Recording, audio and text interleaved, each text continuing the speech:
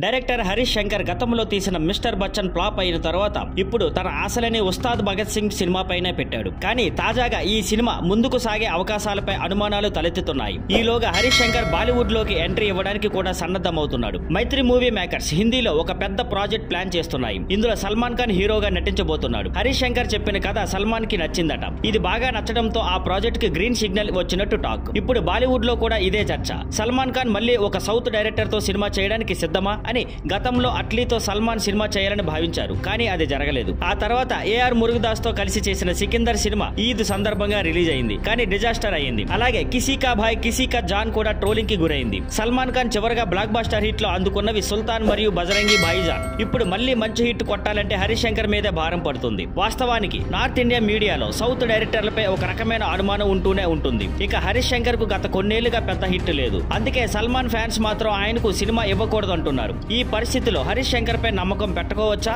అనేదే ఇప్పుడు పెద్ద ప్రశ్న. Thank you for watching. Please like, share and subscribe.